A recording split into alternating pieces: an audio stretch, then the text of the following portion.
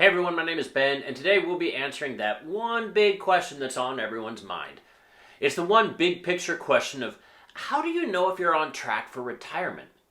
But we're going to break that down into four individual pieces because I once heard an interesting and unique approach to retirement planning. In this approach, essentially said that your ability to retire comes down to your ability to answer yes to four distinct and separate questions. And so, what we're going to be doing here is we're going to explore each of those questions and understand what they are, and then understand how do you know if you can properly answer yes to those questions. So, today this is going to be part of a four-part retirement series. We're going to start with a question number one, and that first question is probably the most important one that you typically think of when it comes to retirement, and that's, do I have enough?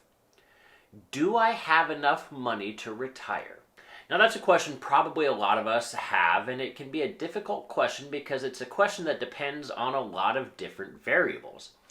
And it's a question that's going to be unique and different for every individual person. So, on today's episode, what we're going to do is we're going to understand the framework or the approach that you need to take if you want to understand if you have enough to retire, which is going to be step one of those four steps to ensure that you're going to be able to properly retire the way that you want to. Now, there's a great book by Stephen Covey called The 7 Habits of Highly Effective People. And one of those habits is successful people always start with the end in mind. That same approach is going to be true for retirement planning. So when I say start with the end in mind, what I mean by that is, as you're thinking about can you retire, first start by asking yourself, when do you want to retire? Do you love what you do and don't really see yourself ever stopping? That's going to look a lot different in opposed to someone that really hates their job and is in a hurry to retire as soon and as fast as they possibly can. Also, what do you see yourself doing in retirement? Do you want to retire and just kind of maintain the current lifestyle that you've got today? Maybe that's, spending a little bit of time with family, going on a couple of different trips and vacations each year, but ultimately you plan on just keeping things more or less the same as today versus do you see yourself retiring and having a totally different lifestyle? Maybe you want to do a lot more traveling. Maybe you're planning on moving to a different part of the country. Maybe you're living in a different place for 6 months out of the year, doing the snowbird thing. Maybe you're spending more time with friends or family. Or you just have different hobbies or things that you want to pursue during retirement. Understand, what does a successful outcome look like for you if you were to retire? And then understand, what does that cost? Now, it's important that we understand what it costs in terms of today's dollars. It's pretty simple if you just want to maintain your current lifestyle. It's, if you want to retire, not much is going to change, except instead of earning a paycheck from salary or an employer, my check is now going to come from my investments or Social Security or a pension. If that's the case, then all you really need to do is look at what you're spending today and ensure your portfolio can support that as you go into retirement. But if you're looking at retirement and that's going to be a radical change, either because you're spending a lot more or because you're spending a lot less, understand how that's going to impact your budget and understand what it would cost in today's dollars to be able to do all those different things. And then you'll need to adjust that for inflation. So inflation is something that's not going to ever stop going up. If you think about what things were costing 30 years ago, what it costs to purchase a home or a vehicle or food or whatever, it may be those things cost one price 30 years ago and now they're significantly higher today.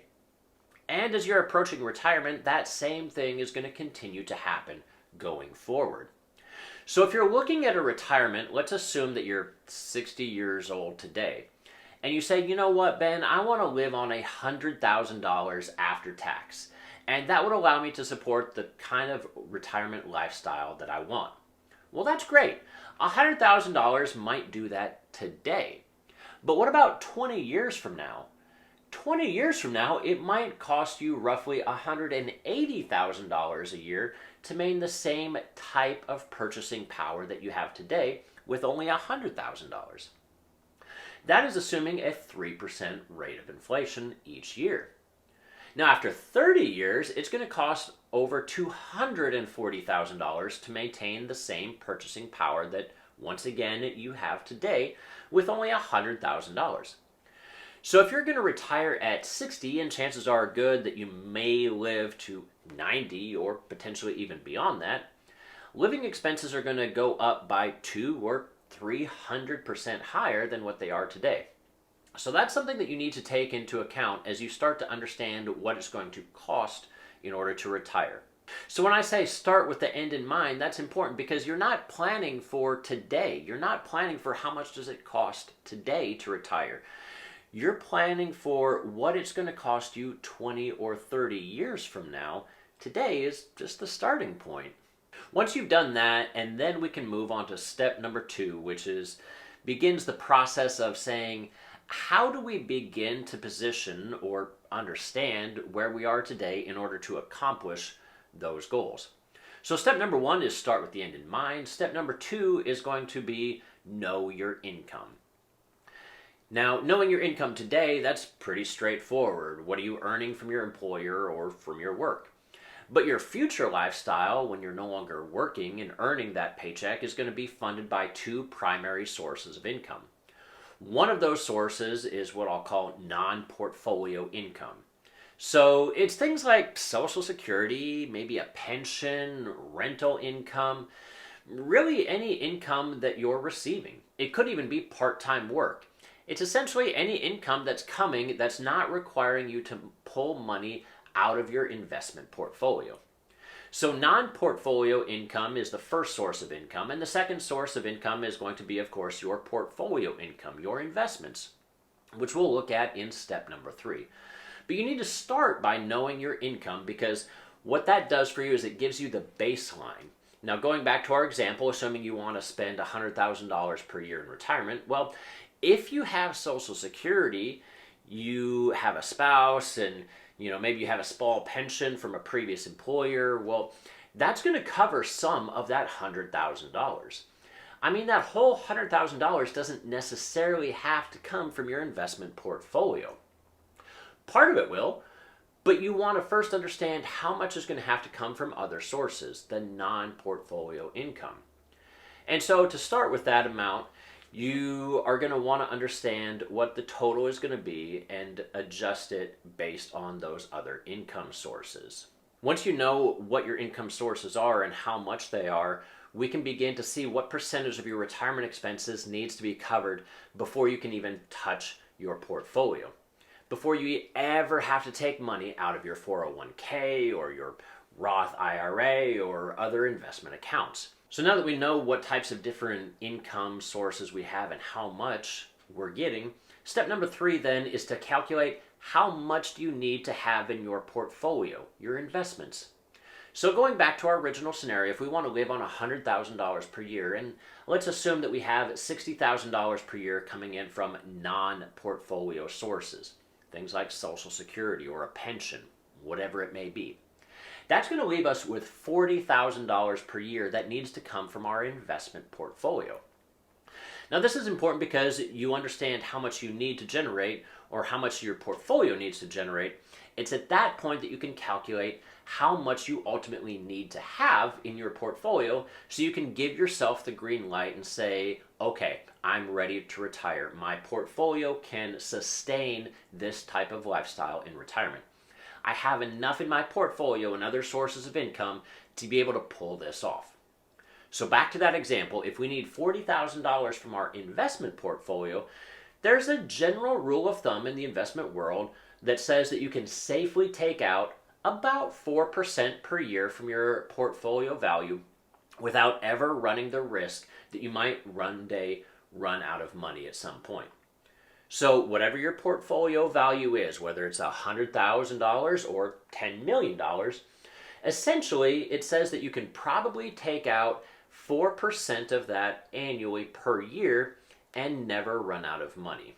So you can be reasonably assured that that money is going to last you for 30 plus years into retirement.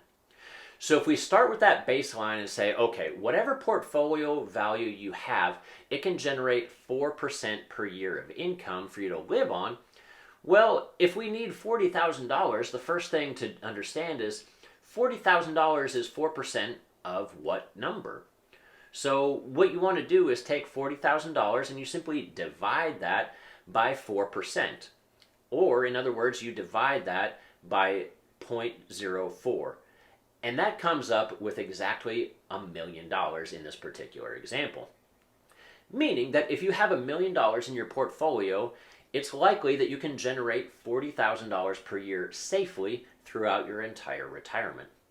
So if you take $40,000 and you add it to your Social Security and your other sources of income and you add it to your pension, now you've just met your income needs of that $100,000 that you wanted in retirement. You've solved between how much non-portfolio income you have and how much portfolio income you have. And that's going to be enough to take you all the way through retirement.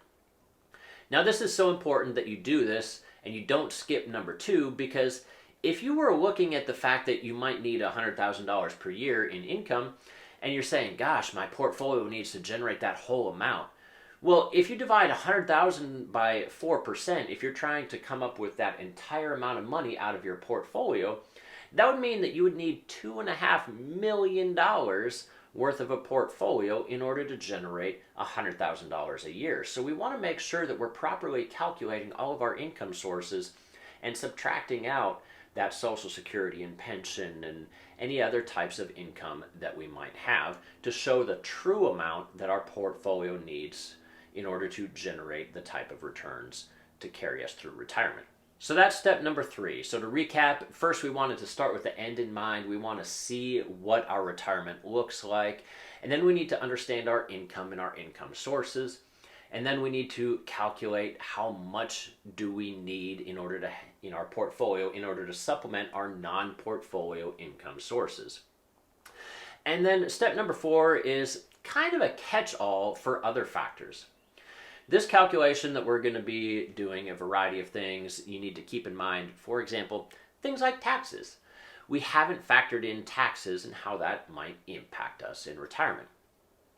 So if you're taking 4% per year or $40,000 per year from your portfolio, that's going to be a lot different if you're taking that 40 grand per year from something like a 401k. That's a fully taxable event. Versus if you're taking that 40 grand per year from a Roth IRA, which is not a taxable event. Or potentially if you're taking it from a brokerage account or an individual account where part of it might be taxable based on your overall income. So understanding the taxes that you'll have to pay is a crucial part of this, because understanding how much of that 4% per year you'll actually get to keep versus how much of that is going to be paid in taxes. So make sure you're keeping that in mind. Additionally, understand, do you have any cost of living adjustments on your different income sources? For example, Social Security typically increases every year at least a little bit to keep up with inflation. Now, it may not truly keep up with inflation depending on how you want to look at inflation, but it's going to go up and it's going to help offset that inflationary rate. So if your benefit this year is $2,000 per month, next year it's going to be a little bit more than that. You're going to receive a cost of living adjustment.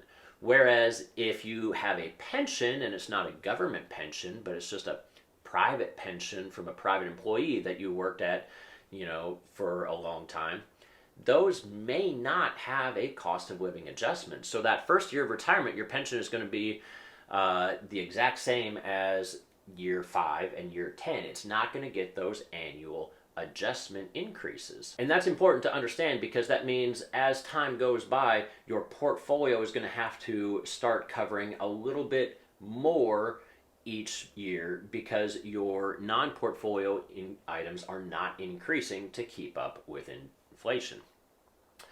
So you need to understand your different income sources. Are those going to go up or down over time? And how is that going to tie in or compare to the overall rate of inflation? And then really looking at increasing or decreasing living expenses as you age. What we just did in our analysis is that we take $100,000 per year to live in retirement. That might be the case in year one, but what tends to happen is some expenses will go up over the course of our retirement, while other expenses will tend to go down over the course of retirement. And understand what those expenses mean, and are they a static number that's really important. So for example, maybe you're planning on doing a lot of traveling during the first 10 or 15 years of retirement. You're still relatively young, you have some energy, and you have your health, so you want to go out and explore and see the world. You have the resources to do it, and you're traveling a lot more. But as we age, maybe on the back end of retirement, you just don't have the same amount of energy or the same health to do those types of activities anymore, and so you slow down or stop traveling altogether. On the flip side, maybe there's some medical expenses that represent an increasingly large part towards the end of your retirement. When you're younger, you're still relatively healthy, you may not have large medical expenses, but as we age, those expenses are probably going to start increasing. So understanding that your expenses are not going to be static is an important part of this equation. And then we also want to understand the longevity needs of your portfolio, meaning that if you retire at 40, that may look very different and tell a different story than if you're planning on retiring at 70. And it's also going to depend on your life expectancy. Do you have family members that are living to 90 or 100? Or does your family generally only live to 60 or 70? Maybe you have some existing health conditions that you're aware of, or maybe you have a long-standing line of people in your family that have certain medical conditions that predispose you to a shorter or a longer lifespan. Because ultimately the goal is to understand how can your investments, your assets, your income sources last the rest of your life so you don't outlive your money. And that's going to be different for everyone. And then lastly, just income start dates. Sometimes you'll have things that don't start on day one of retirement. So do you have a pension that maybe starts at age 65, but you don't want to wait until then? You want to retire at age 60. How is that going to factor in, and how is that going to change your overall calculations and the needs of your portfolio on day one of your retirement versus how much do you need in your portfolio 5 or 6 or 7 or 10 years into retirement? What items are going to change? So just understanding the retirement, it's not always a perfectly even amount of income or expenses or anything else. But in general, if you can start with the end in mind and see what things you want in retirement and what they cost, and then you know your non-portfolio income sources, that will allow you to calculate how much you need to have in your portfolio to answer the question of, yes, I can retire, and then make sure that you're comfortable when considering those other factors, whether it's taxes or inflation, increasing or decreasing living expenses as you age, longevity needs of your portfolio, etc. So if you can go through all of that, and if you can calculate that and have enough in your portfolio from the different income sources to retire, then congratulations, you've just answered yes to the first of 4 questions that you need to be able to understand, or that you need to be able to answer yes to before you actually pull the trigger and retire. If you look at this and you answer no, that's not necessarily a bad thing. Let's just say that you need $1 million to retire. You just solve for that as you go through this exercise. Well, maybe you have $700,000 in your portfolio right now. The next step from there would be to really understand, okay, based on my savings rate, based on how much I'm saving in my 401k, how many more years do I need to work? How much do you need to be saving so that you can be on track to be at that $1 million mark by the time that you want to retire? Or if you're saying, you know what, Ben, I'm not working anymore and I don't have enough in my portfolio, that's okay too. Maybe you can simply adjust your expectations of what your retirement will look like. Maybe you can retire, but it's just on a lesser amount each year, and you cut out a few of those expensive vacations each year. So this was just the first part of a countdown series on what it takes to retire. Now, in the next video, we'll be looking at the second question of these 4 questions that you need to be answering, which is, when have you had enough of your job such that your job is no longer tolerable enough to warrant continually working, as opposed to simply retiring? If you enjoyed this video, consider subscribing for all things retirement related. And as always, I'll see you all again next time. Thanks.